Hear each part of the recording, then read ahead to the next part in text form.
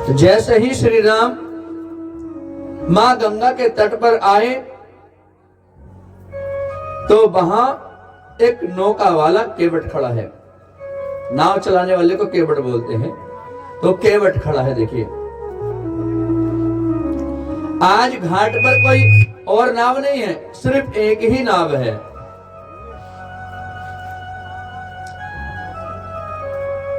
क्योंकि एक ही नाव क्यों है भाई? नाव चलाने वाले तो और भी होंगे, एक ही नाव थोड़ा ही होगी घाट पर।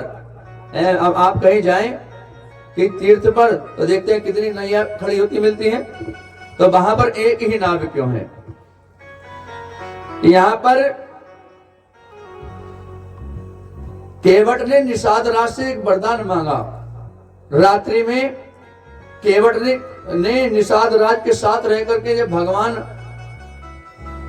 निषाद राज के यहाँ पर कुटिया में सो रहे हैं तो पूरी रात निषाद राज के साथ केवट ने बहुत सेवा की, साथ रहा। निषाद राज बड़े प्रसन्न हुए। निषाद राज ने कहा, भैया देख तूने पूरी रात्रि बड़ी अच्छी सेवा की है, चल बता क्या मांगता है। केवट ने कहा, एक वचन दो। बोले क्या? केवट जानता है कि गंगा पार तो करेंगे। तो केवट ने कहा कि देखिए, कल प्रभु जब गंगा के किनारे जाएं तो मैं एक ही वचन चाहता हूं, वहां मेरे अलावा किसी और की नाव ना हो। तो निषाद राज ने ढिंढोरा पिटवा दिया। तो सब जितने भी नाविक थे सबने अपनी अपनी नैयाओं को बीच में बांध दिया, बीच गंगा में बांध दिया। सिर्फ एक ही नाव, केवट की नाव खड़ी है गंगा के किनारे। ये केवट सबसे गरीब है और केवटों से बहुत गरीब है। पता है, चर्चा तो यहां तक आती है कि जिस समय भगवान के आगमन की बात सुनी तो जितने भी नाविक थे ना, सबने अपनी अपनी नैयाओं को दुल्हन की तरह सजाया। हम अरे जिसकी सुंदर ज्यादा सुंदर होगी उसमें राम बैठेंगे। सबने नाव को सजाया अपनी बड़ी सुंदर तरीके से। इस भाव को देख करके केवट ने सोचा, अरे इतनी सुंदर नाव सजा रहे हैं सब लोग, मेरे पास सजाने का कोई साधन नहीं है। इसका मतलब मेरी नाव में राम नहीं बैठ पाएंगे। तो केवट ने निषाद राज के पास जाकर के पूरी रात इतनी सेवा की कि आज ये वरदान मांग लिया कि मेरे अलावा किसी की नाव नहीं होनी चाहिए। इसी कारण वहां पर बस एक ही नाव है। और केवट ने नाव को किनारे से खोल करके थोड़ा बीच नदी में, बिल्कुल किनारे पे नहीं रोक रखी है, बीच में। बोले मैं कहीं धोखे से इधर उधर को निकल गया, राम आकर के सीधी नाव में बैठ गए तो थोड़ी अंदर करके खड़ी की है नाव।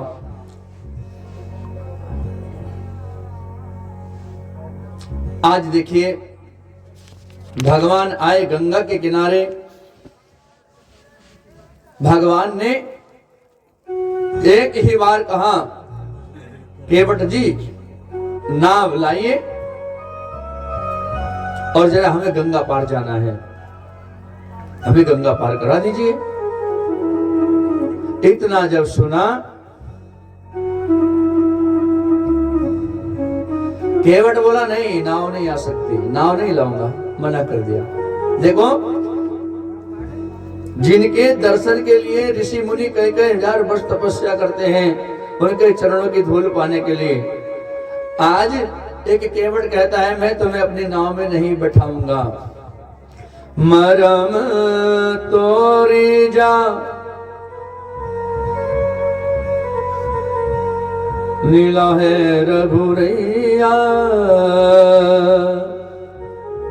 राम जी ने कहा क्यों नहीं बिठाओगे भैया? बोले मैं तुम्हारा मर्म जानता हूं। मर्म मतलब भेद। अरे जिस ब्रह्म का भेद बड़े बड़े ऋषि मुनि ज्ञानी ना जान पाए, एक छोटा सा साधारण सा नाव चलाने वाला केवट कह रहा है मैं तुम्हारा भेद जानता हूं। यहां पर भगवान ने केवट की बातों को सुनकर के बड़ा आनंद हुआ भगवान को। भगवान बोले कौन सा मर्म जानते हैं भैया? केवट बोला अरे आपके स्वभाव से आपके मांगने के ढंग से मैं वर्षों से नाव चलाता हूँ, हजारों लोगों को मैंने गंगा पार करवाया है, सबने नाव मांगा, पर जैसे आपने मांगा ऐसे किसी ने नहीं मांगा। भगवान बोले मैंने कैसे मांगा? केवट बोला प्रभु जो आया उसने आकर के मुझे आदेश दिया, और आदेश कौन देता है? जो मालिक होता है ना, आदेश तो मालिक करता है नौकर को। आपको पता है ये संपत्ति मेरी, गाड़ी है मेरी है,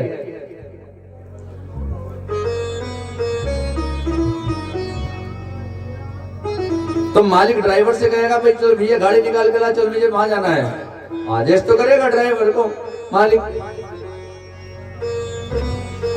किसी दूसरे की गाड़ी मांगे तो कैसे कहेंगे कि भैया क्या तुम्हारी गाड़ी खाली है, मिल जाएगी? बड़ी विनम्रता से के साथ कहेंगे। आपके विनम्र स्वभाव से ही जान गया मैं, आपने विनम्रता को से मांग कर आपने साबित कर दिया है प्रभु इस नाव का मालिक मैं हूं। आपकी विनम्रता से आज मैं जान गया कि सच में इस नाव का मालिक मैं हूं, वरना आज तक जो भी आया अरे नाव ला निकाल करके जरा पार कर दे, आदेश दिया है प्रभु।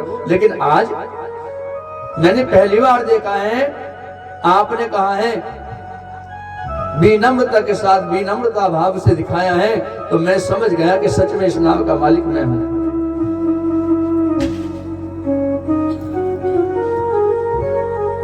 और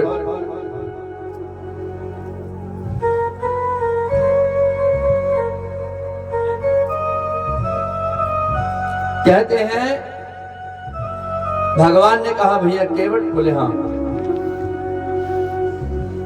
देखो हमें अतिशीघ्र गंगा पार करना है।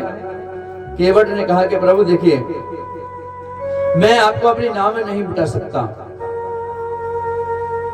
अब इतना ही जैसे कहा तो लक्ष्मण की आंखें लाल हो गई। लक्ष्मण तो एकदम क्रोधित करने वाले हैं, पता है यहाँ पर एक भक्त को बचाना है। तब भगवान ने मांगना शुरू कर दिया पहले ही। बोले लक्ष्मण का स्वभाव जानते हैं, बोले अगर लक्ष्मण को मैंने भेजा नाव के लिए और केवट ने मना कर दिया तो लक्ष्मण तो इतना गुस्से वाला है, मेरे आने से पहले हो सके तीर निकाल के मार दिया तो। हाँ, इसलिए राम पहले गए, मांग शुरू की राम जी ने। और जब मांगा तो केवट कहता है कि सुनिए प्रभु, छुअत सिला भई नारी सुहाई, छुअत सिला भई नारी सुहाई, छुअत सिला भई नारी सुहाई, छुअत सिला भई नारी सुहाई, छुअत सिला भई नारी सुहाई, पाहन तेन काढ़ कठिनाई, सिया राम जय राम जय जय राम। प्रभु मुझे पता चला है आपके चरणों की धूल में इतना जादू है, आपके चरणों की धूल एक पत्थर को लगी और वह पत्थर स्त्री बन करके स्वर्ग को चला गया। इतनी बात सुन करके भगवान मुस्कुराए। हाँ। और प्रभु हाँ एक बात बताऊं? बोले क्या? मैं तुम्हारे भेद को जान गया हूँ, आपके चरणों की धूल में जादू है। एक पत्थर को लगी, वो पत्थर स्त्री बन करके स्वर्ग को चला गया, और यही धूल अगर कहीं मेरी नाव को लग गई और ये नारी बन गई, अगर नाव से नारी बन गई तो तुम्हें पता है इसी नाव से पूरे परिवार का पेट पालता हूँ, खाने कमाने का यही रोजी रोटी का मेरा मार्ग है। तो मेरे तो परिवार भूखों मर जाएगा अगर ये नाव मेरी स्त्री बनकर के उड़ गई। और दूसरा, अगर उड़ी भी ना, अगर ये नाव से नारी बन गई तो प्रभु एक की व्यवस्था पूरी ना कर पा रहा एक घरवाली का खर्चा पूरा ना हो रहा, मुझसे दूध दो हो गए तो इनका कहां से संभालूंगा? मेरे घर में झगड़ा हो जाएगा। अगर ये मेरी नाव नारी बन गई, मैं इसको घर में लेकर के जाऊंगा, मेरी घरवाली लड़ेगी, घर में ना घुसने देगी, कहां से लाया दूसरी? तो प्रभु देखिए, मैं अपनी नाव में तुम्हें नहीं बिठा सकता। पूछा है मुनि शिला प्रभु देखी ही।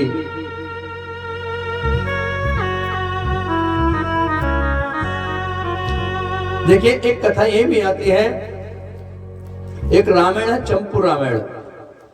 चंपू रामायण में एक कथा आती है, जब भगवान राम वन को चले तो कुछ ऋषि मुनियों ने अपनी अपनी जो कुटिया है, कुटिया के दरवाजे पर मोटे मोटे पत्थरों की शिला रख दी थी। क्यों रखी? इसलिए रख दी, बोले राम अगर हमारी कुटिया में आए, धोखे से भी राम जी के पैर लग गए पत्थर पे, आहा सुंदर नारी बन जाएगी, फिर तो सारी व्यवस्था हो जाएगी, खाने पीने की भी टेंशन न रहेगी, फिर खूब सेवा करवाएगी।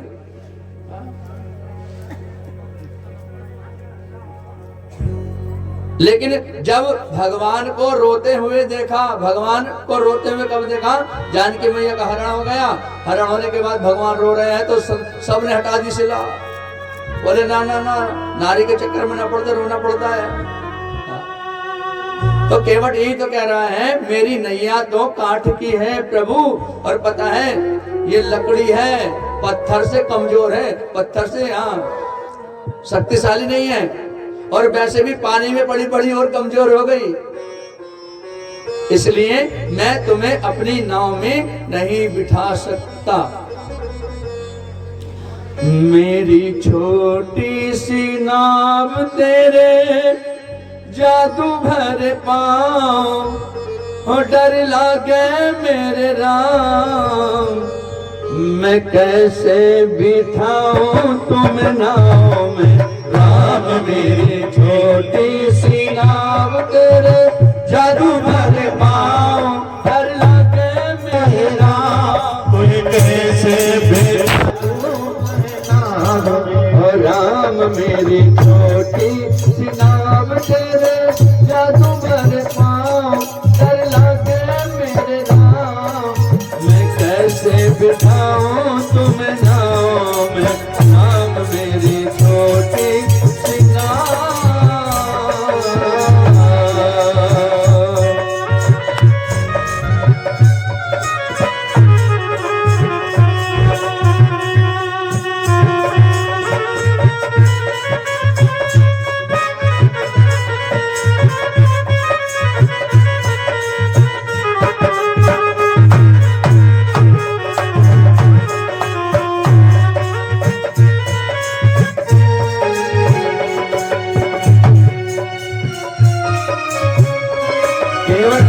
प्रभु सुनिए,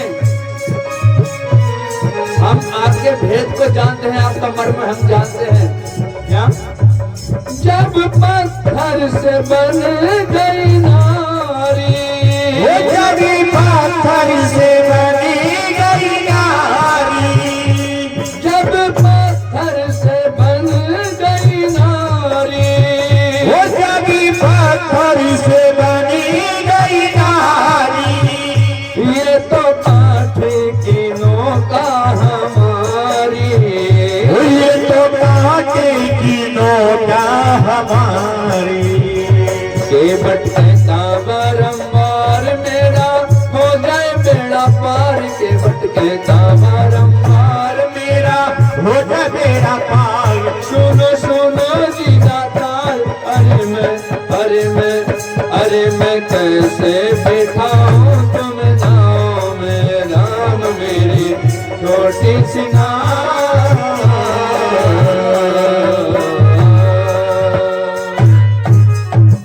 प्रभु देखिए, एक पत्थर स्त्री बन चुका है और मेरे खाने कमाने का यही धंधा है। पहले मेरे दादा ने चलाई, परदादा ने नाव चलाई, मेरे पिता ने चलाई, अब मैं चला रहा हूँ, उसके बाद मेरा बेटा चलाएगा। और कोई हम पूजा पाठ भी नहीं करना जानते, बोले संकल्प पढ़ाना शुरू कर देंगे गंगा के किनारे बैठ के। हाँ, हम तो अनपढ़ गंवार हैं।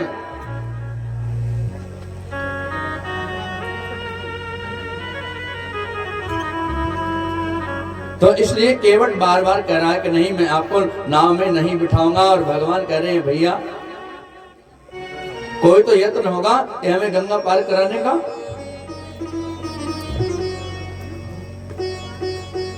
केवट ने कहा प्रभु सुनिए,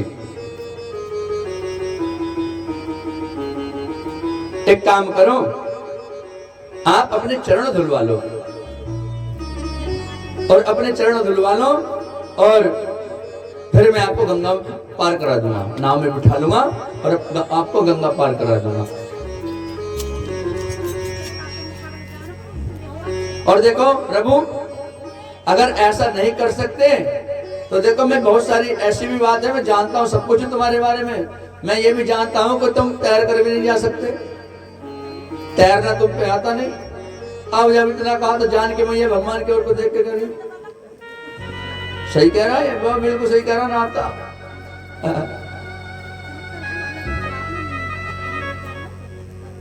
तो भगवान से केवट ने कहा एक काम करो, देखो केवट बार बार मना कर रहा है तो लक्ष्मण को क्रोध आया। तो केवट ने कहा भैया देखो क्रोध करने की जरूरत नहीं है, एक काम करो, मैं क्या थोड़ा रहा हूं, जबरदस्ती थोड़ा कर रहा है, मैं नाव में बैठो। अरे तुम्हारे बड़े भैया ही कह रहे हैं बैठा ले। एक काम करो, यहाँ से थोड़ी दूर जाओ, 2-3 किलोमीटर जाओगे, वहां थोड़ा थोड़ा पानी है, वहां से निकल जाओ अगर ऐसे जाना है तो। अब यहाँ पर भगवान शांत खड़े हैं, कुछ बोल नहीं रहे हैं। देखो शांत है, क्यों?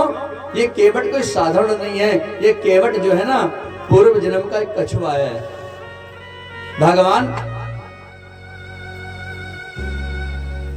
देखिए पूर्व जन्म में केवट एक कछुआ था। जिस समय भगवान क्षीर सागर में रहते हैं तो इस कछुए को क्या हुआ है कि भगवान के चरण स्पर्श करने की उत्कंठा बनी कि मैं भगवान के चरण स्पर्श करूं। अब चरण दबाती है कौन? लक्ष्मी मैया चरण दबा रही है बैठी हुई। और उधर शेषनाग अपना भगवान शेषनाग के सिंहासन पर रहते हैं। अब ये बार बार भगवान के चरण स्पर्श करने के जब जाए तो कभी तो लक्ष्मी मैया हाथ से हटा दे, कभी शेषनाग फुंकार मार दे। भगवान के चरण स्पर्श नहीं करने दिए लक्ष्मी मैया ने और शेषनाग ने। अब देखिए भगवान के चरणों के स्पर्श की उत्कंठा लेकर के इस कछुए के प्राण निकल गए, प्राण त्याग दिए। भगवान ने कहा देख तूने मेरे लिए अपना जीवन समर्पित किया है तो जा, इस जन्म में इस तो जन्म में तो मैं कुछ नहीं कर सकता, लेकिन अगली बार तुझे पूरा मेरे चरण स्पर्श करने का पूरा सौभाग्य प्राप्त होगा। ये वही कछुआ है जो केवट बन करके आया।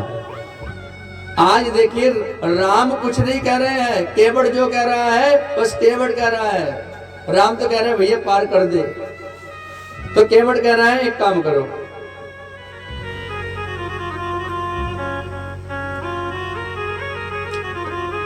अगर आपको ऐसे ही पार उतरना है तो थोड़ा दूर जाने पर थोड़ा थोड़ा पानी है, वहां से निकल जाओ। राम जी ने कहा नहीं नहीं भैया देखो एक काम करो, तुम्हें जो करना है वो कर लो। केवट यही तो चाहता है, केवट ये नहीं कहता, बताओ भगवान से कहलवाना चाहता है कि हाँ इच्छा हो तो बताओ। तो आज भगवान को कहना पड़ा ठीक है भैया जो तुझे करना है कर ले। आज देखिए जब भगवान के चरणों को धोने के लिए भगवान ने कहा था कि ठीक है अगर तुझे चरण धोने हैं तो धो ले चल। भगवान बोला तो ठीक है जल्दी कुछ नहीं होने वाली, रुक जाओ। अब लक्ष्मण बोले अब क्या हुआ भाई, भगवान ने तो कह दिया चरण धो जल्दी धो और पार करो।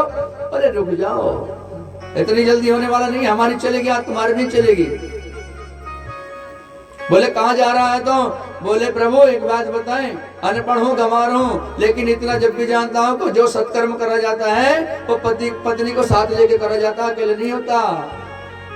हाँ जरा अपनी पत्नी को लेकर के आऊंगा उसके बाद चरण धोऊंगा। देखो जो एक अनपढ़ गंवार केवट ये जानता है अगर हम पूजा करें सत्कर्म करें पति पत्नी को दोनों को साथ करना चाहिए बैठ करके। भगवान मन मन मुस्कुरा रहे हैं। केवट गया अपनी पत्नी के पास और अपनी पत्नी के पास जा करके कहा अरे देवी सुनो, आज हमारे पुण्य उदय हो गए हैं, साक्षात ब्रह्म आज हमारी नाव में बैठेंगे, चलो। जल्दी चलो भगवान के चरण पखारेंगे। जब इतना कहा तो केवट की पत्नी की नेत्रों में आंसू आने लगे, रोने लगी। केवट ने कहा क्या हुआ? तब केवट की पत्नी ने कहा कि नाथ एक बात बताएं, हमारा कितना बड़ा दुर्भाग्य है कि हम भगवान के चरण किसी सोने चांदी के पात्र में भी नहीं धो सकते। अगर आज सोने चांदी के पात्र होते तो हम भी भगवान के चरणों को चांदी के पात्र में धोते, सोने के पात्र में धोते, तो भगवान कितने प्रसन्न होते। केवट ने कहा अरे बाबरी, भगवान सोने चांदी के पात्रों से प्रसन्न होते हैं क्या? ना। अरे एक बोला निकाल करके वो कहाँ है? बोले क्या? अरे वो कटोता जो है जिससे नाव में पानी भर जाता है, पानी निकालने का जो काम करता है, उस कटोते को निकाल करके उसमें भगवान के चरण पखारेंगे। और देख पता है क्या करेंगे? भगवान के चरण पखारेंगे और भगवान के चरणों का जो अमृत है ना, हम सब लोग ग्रहण करेंगे। जो बचा रहेगा उसे धूप में रख के सुखा देंगे, कटोरे में, उसमें कटोते में। हाँ, और उसमें रोटी बना बना करके खाया करेंगे। फिर चिंता मत कर, बड़ा अच्छा है। इतना जब कहा तो आज दोनों खुशी से फूले नहीं समा रहे हैं, प्रसन्नता है। और आए अपनी पत्नी को साथ लेकर के जब केवट आया तो भगवान के चरणों को पखारने के लिए केवट तैयार हुआ। कटोते में जल भरा, पत्नी को साथ में बैठा लिया है और भगवान से कहा कि प्रभु लीजिए अपने चरण रखिए। भगवान ने जैसे ही चरण कटोते में रखा, केवट धीरे धीरे भगवान के चरणों को पखारने लगा। अब भगवान डोल रहे हैं, भाई एक पैर रखा है, एक पैर पे खड़े हैं। केवट बोला प्रभु अरे इतना कष्ट करने की आवश्यकता है? एक काम करो, जब ऐसे खड़ा नहीं हो जा रहा तो अपना हाथ मेरे सर पर जो रख लो। हाँ, एक हाथ अपना मेरे सर पे रख दो। केवट जानता है भगवान का हाथ सर पे आ गया है तो जीवन सफल हो जाता है। भगवान मुस्कुरा रहे हैं। भगवान ने अपना एक हाथ केवट के सर पे रखा है और केवट बड़े प्रेम से चरणों को धो रहा है।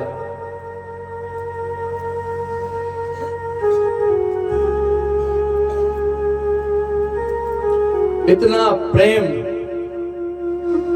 आज दोनों पति पत्नी बड़े भाव से भगवान के चरणों को धो रहे हैं। कहते हैं कभी कभी भगवान को भी भक्तों से काम पड़े, जाना था गंगा पार प्रभु केवट की नाव खड़े। मांग रहे हैं और आज कुछ कह नहीं रहे हैं। बड़े प्रेम से धीरे धीरे चरणों को धो रहा है। लक्ष्मण कहते हैं भाई जल्दी करो। केवट ने कहा यहाँ जल्दी होने वाला नहीं है, जो होगा बड़े प्रेम से होगा। ये सौभाग्य बार बार नहीं मिलता। हाँ, आप देखिए भगवान के चरणों को पखारा है केवट ने। सोनी केवट के बैन प्रेम लपेटे अटपटे, बिहसे करुणा ऐन चितई जान के लखन तन।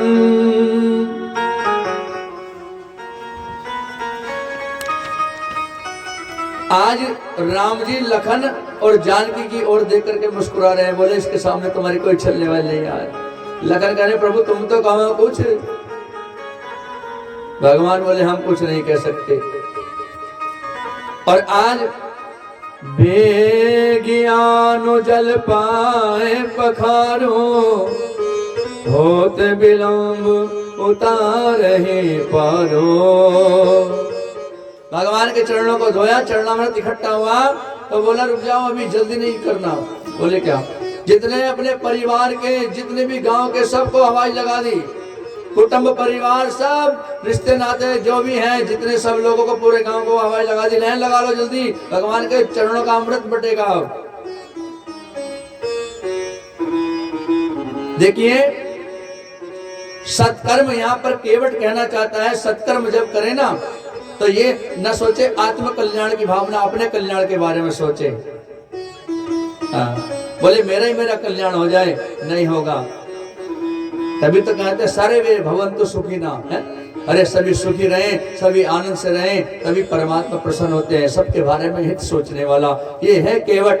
केवट चाहता तो अपने आप भी पी सकता था, बोले नहीं, प्रभु के चरणों का चरणामृत है, सबको इसका लाभ मिलना चाहिए। मेरी पूरी जाति, मेरे पूरे समाज को पवित्र कर देंगे आज हम। और आज केवट ने सबको लाइन में लगा दिया, लाइन से चरणामृत बट रहा है, साहब आ रहे हैं, चरणों का अमृत पान कर रहे हैं, धन्य हो रहे हैं सब। बहुत देर हो गई। अब देखिए जानकी मैया ने कहा, एक काम करो लखन भैया, प्रभु के चरणों का अमृत है, चलो अपन भी ले लेंगे, थोड़ा हम भी ले लें, चलो। अब लखन ने सोचा कि हाँ बिल्कुल मैया सही कह रही है। लखन ने सोचा वीआईपी दर्शन करेंगे, चलो। वीआईपी जानते हैं, बोले सबसे पहले हमारे नंबर आएगा, भैया हमारे हैं, जान पहचान है। जैसे ही लखन लाइन से आगे निकले, बराबर में हाथ कर दिया आगे को, लाओ भैया। केवट बोला पीछे जाओ, नियम भंग नहीं होगा। हाँ, जैसे और आ रहे हैं उसी लाइन में लग करके आओ। अब तो लखन की आंखें लाल हो गई, लेकिन करे क्या, राम जी ने शांत कर रखा है। लखन जब पीछे आए, जानकी मैया बोली क्या हुआ? बोले ये तो बड़ा जिद्दी है। बोले भैया प्रभु का चरणामृत है। हाँ बिल्कुल, यहाँ पर कोई वीआईपी नहीं, सबका एक जैसा व्यवहार होगा। तो आज लाइन में लगा दिया है, लाइन में लग करके चरणामृत ग्रहण किया है। देखो कहने का भाव ये है, जब भी प्रसाद आप ग्रहण करें तो व्यवस्था को भंग करके नहीं लेना चाहिए, क्योंकि जल्दीबाजी में गिर भी जाता है प्रसाद, तो अपमान होता है। बड़े प्रेम से प्रसाद को ग्रहण करें। और आज देखिए ये वही दृश्य है जो वो कछुआ बार बार भगवान के पास जा रहा था और लक्ष्मी जी मना कर रही थी, हट जा, दूर हटा रही थी, शेषनाग दूर हटा रहे थे। आज बार बार लखन जा रहे हैं, भैया चरणामृत दे दे, लेकिन कह रहा नहीं पीछे जाओ, पीछे जाओ। हाँ, और राम कुछ बोल नहीं रहे हैं। प्रेम सहित जलपान करा है, अपने आप को धन्य बनाया है, पूरे परिवार समाज को धन्य बनाया है। अब देखिए बोला ठीक है प्रभु, अब एक काम करिए, चलिए अब बैठिए नाव में। अब देखिए भगवान को नाव में बिठाने की जब बात आई तो भगवान ने पहले क्या किया, सिए चढ़ी तब चढ़े रघुनाथा। पहले किसको बिठाया? माँ जानकी को बिठाया, और उसके बाद मेरे राम चढ़े, उसके बाद लक्ष्मण चढ़े, और उसके बाद केवट जब चढ़े। अब नाव में तो बैठ गए, लेकिन रस्सी खोलना भूल गया केवट। रस्सी बंधी होती है ना एक, अब रस्सी खोलना जब भूल गया, अब नाव तो आगे को ना चले। केवट बोला अरे प्रभु गलती हो गई, अभी ये रस्सी तो खुली नहीं है। भगवान बोले खोलो, बोले खुलेगी, ऐसे नहीं खुलेगी, अभी एक काम और बाकी रह गया है। बोले क्या? बोले प्रभु एक बात बताएं, जाने कितनी पीढ़ी हमारी चली गई है? दादा परदादा ये वो सारे पीढ़ी दर पीढ़ी सब मरते जा रहे हैं, सब चले गए हैं, लेकिन हमारा कोई तर्पण करने यहाँ तक कोई आता नहीं है। हमारे पितरों का श्राद्ध कराने के लिए ना तो कोई ऋषि आता है, कोई नहीं ब्राह्मण आता है, सब हमसे ईर्ष्या से करते हैं। प्रभु इससे अच्छा सराहने वाला नहीं है, एक काम छोटा सा काम और कर दो, मेरे पितरों का तर्पण तुम भी कर दो। क्योंकि इस समय आप कौन हो? एक संत के वेश में हो, भाई मुनि के वेश में है ना राम। बोले तो उनका उद्धार आप कर दो, बस इतना कार्य है। वाह, भगवान मुस्कुराए, वाह भाई वाह, धन्य है केवट, अपना उद्धार कर लिया, अपने बच्चों का उद्धार कर दिया, अपने पूरे कुटुंब परिवार का उद्धार कर दिया, अपने समाज का उद्धार कर दिया, अपने पितरों का उद्धार कर दिया। इसे कहते हैं पुत्र। पुत्र कहलाने योग्य वही है जो सत्य कर्म के द्वारा अपने पितरों का, अपने पूर्वजों का उद्धार कर दे, वही पुत्र कहलाने योग्य है साहब।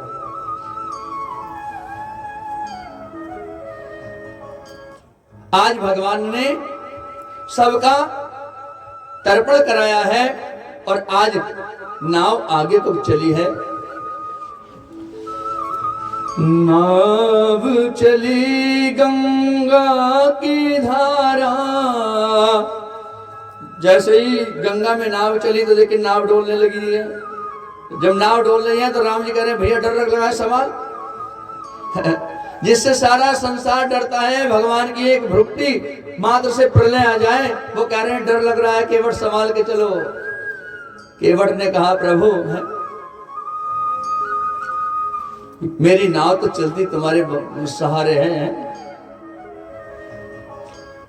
मैंने तेरे ही भरोसे मेरे राम सागर में नैया छोड़ गई। काहे की ये नाव बनाई काहे की पतवार, काहे की है नाव बनाई काहे की पतवार। रामा काहे की लगा दी जंजीर के सागर में नैया छोड़ गई। मैंने तेरे ही भरोसे मेरे राम सागर में नैया छोड़ गई। तेरे ही भरोसे मेरे राम सागर में नैया छोड़ गई।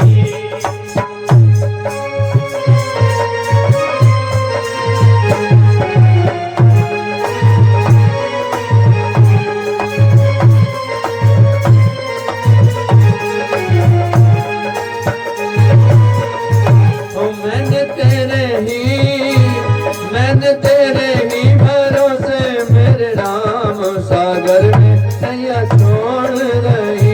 मैंने तेरे ही भरोसे मेरे राम सागर में नैया छोड़ी गई।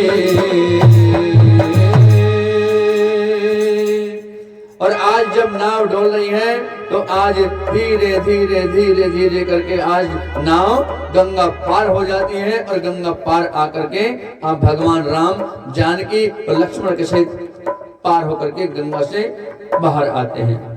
अब देखिए गंगा जब पार हो गए, अब यहाँ पर भगवान का थोड़ा चेहरा उदास हो गया। क्यों हो गया? बोले इसने हमें पार किया है तो हमारा धर्म बनता है कि इसको उतराई दी जाए, लेकिन उतराई दो क्या, मेरे पास तो कुछ है नहीं।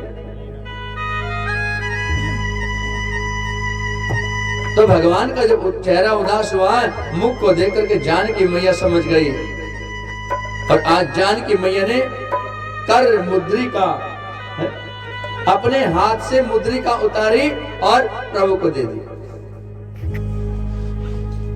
बोले नाथ एक काम करिएगा, देखिए इस केवट ने हमको पार किया है तो धर्म बनता है, तो एक काम करो ये केवट को उतराई दो, मुद्री लगा दे दो, चिंता मत करो। ये होती है धर्म पत्नी, व्यवहार से जान ले। और कभी भी अगर कोई ऐसा समय बने तो माताओं बहनों को चाहिए कि वो अपने पति का सम्मान ज्यादा रखें। आगे अपने पति को रख के सम्मान ज्यादा पति कर करना चाहिए। चाहती तो जानकी मैया भी कह देती ले भैया ले हैं, लेकिन प्रभु को दी, प्रभु लो आप दो। क्यों? ताकि मेरे प्रभु की गरिमा बनी रहे, मेरे पति की गरिमा बनी रहे। और जैसे ही उतराई की बात आई तो केवट के नेत्र से आंसू बहने लगे। प्रभु नहीं, मैं आपसे उतराई नहीं लूंगा। राम जी ने कहा नहीं नहीं भैया, तेरा धर्म है पार करना और उतरने वाले का धर्म है भैया उतराई देना। एक काम कर, ये मुद्रिका रख लो, और मेरे पास पैसा पाई तो है नहीं, एक काम कर इस मुद्रिका को रखो। आज केवट रोने लगा, प्रभु गरीब हूं पर इतना भी नहीं हूं, मैं निर्धन हूं, लेकिन ऐसा भी नहीं हूं कि जिस व्यक्ति के पास अगर धन ना हो तो कि मैं पार ना उतार सकता हूं, यानी कितनों को उतार देता हूं प्रभु पार। एक काम करना प्रभु, चलो अगर आप लेने देने की बात कर रहे हैं ना तो देखो एक बात बता, एक नियम है। बोले क्या? कि नाई से ना नाई ले, धोबी से ना धोबी ले, दे के मजूरी नाथ जात ना बिगाड़ियो। नाई से ना नाई ले, धोबी से ना धोबी ले, दे के मजूरी नाथ जात ना बिगाड़ियो। जब हम आए तेरे घाट तो प्रभु मोहे पार उतारियो। देखो एक बात बताए, एक रिश्ता व्यवहार का संबंध होता है।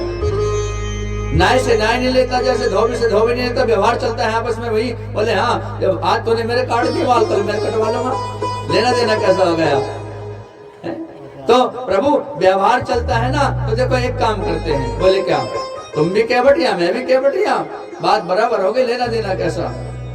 इतना जब कहा अब तो लक्ष्मण की आंखें लाल हो गई, बोले अब तो हद कर दी इसने है?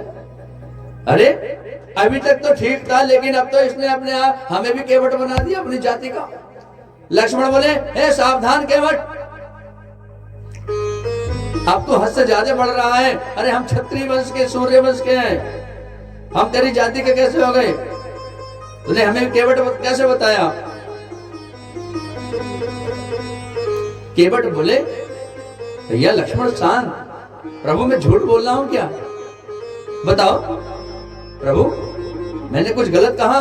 भगवान मुस्कुराते, कुछ कह नहीं सकते, कुछ बोल नहीं रहे। अरे प्रभु बताओ मैंने कुछ कहा? तब केवट ने कहा कि सुनो लक्ष्मण भैया, एक बात बताएं, मैं तो छोटा सा केवट हूं, मेरे रघुनाथ तो बहुत बड़े वाले हैं। अरे मैं तो ये छोटी सी गंगा पार उतारता हूँ, लेकिन पूछो तुम्हारे सामने जो बैठे हैं ना, ये 84 के भवसागर को पार कराने वाले केवट है, 84 पार कराने वाले हैं। हाँ तो प्रभु देखो लेना देना कैसा, मैंने तुम्हें यहाँ गंगा पार करा दिया, जब मैं आऊं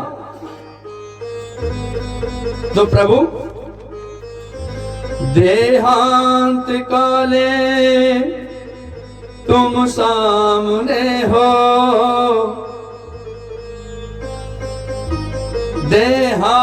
देहांत काले तुम सामने हो,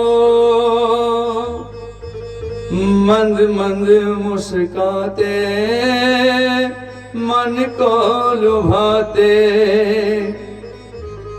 प्रभु जब मेरे प्राण निकले ना, इतना तो करना स्वामी, जब प्राण तन से निकले गोविंद नाम लेकर, ये प्राण तन से निकले, जब प्राण छूटे ना प्रभु बस आपके दर्शन हो, आपके चरणों का ध्यान करते करते प्राण छूट जाए। और प्रभु मैं जब आपके घाट आऊं तो फिर उसके बाद में 84 के चक्कर से बस मुझे मुक्त कर देना प्रभु। जैसे मैंने तुम्हें गंगा पार कराया, आप मुझे भवसागर से पार कर देना। मैं उतरा ही नहीं, बस इतना ही कहूंगा प्रभु मैं।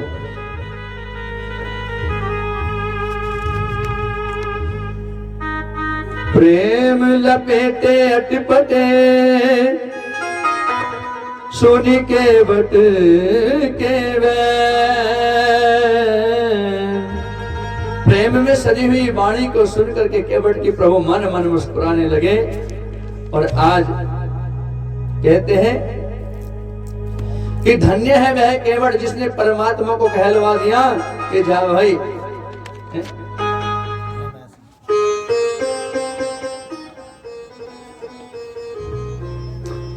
आज केवट ने बड़ी श्रद्धा भाव के साथ भगवान के चरणों में मस्तक रखा और आज भगवान ने केवट को आशीर्वाद दिया। बरनी न जाई मनोहर जोड़ी सभी भगवान। अब देखिए भगवान ने केवट को आशीर्वाद दिया है और बार बार जब भगवान ने कहा तो केवट ने एक काम कहा, बोले प्रभु एक काम करना, फिर जब तुम देने के लिए बार बार कह रहे हो तो फिर दीवार जब आप वापस आओगे तो प्रभु मुझे पता है पार तो फिर भी करना पड़ेगा मुझे। जब तुम उधर से लौट करके 14 वर्ष के बाद आओगे तो एक बार मैं तुम्हें और पार कर दूंगा। जो भी आप मुझे दोगे वो मैं सहर्ष रख लूंगा, जो भी आप दोगे। आज भगवान ने कहा ठीक है। और आज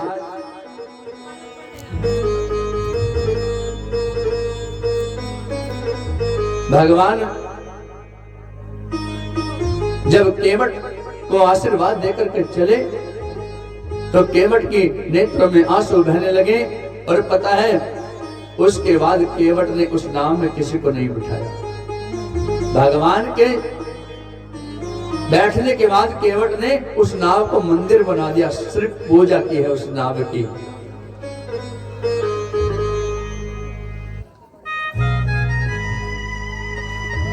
कहते हैं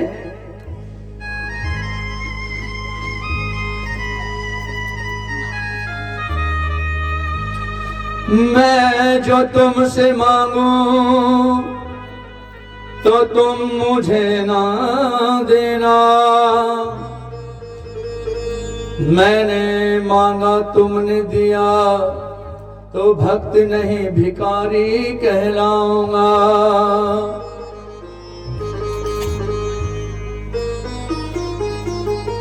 धन्य है केवट जिसने भगवान से कहलवा दिया कि ठीक है जो तो करना चाहे कर ले। ऐसा केवट जैसा भक्त नहीं हो पाया है कोई है? और आज भगवान आगे चले हैं। देखिए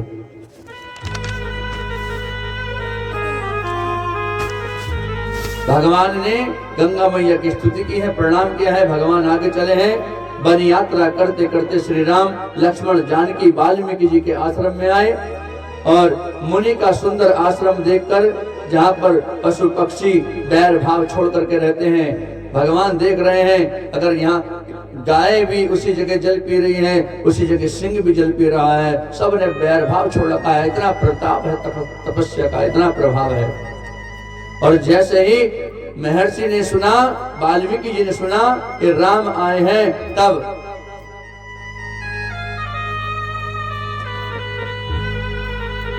महर्षि गए और जाकर के भगवान को आदर सहित अपने आश्रम में लाए और श्री राम का बड़ा सुंदर स्वागत किया। और राम जी ने महर्षि का जाकर के दंडवत उनको प्रणाम किया है।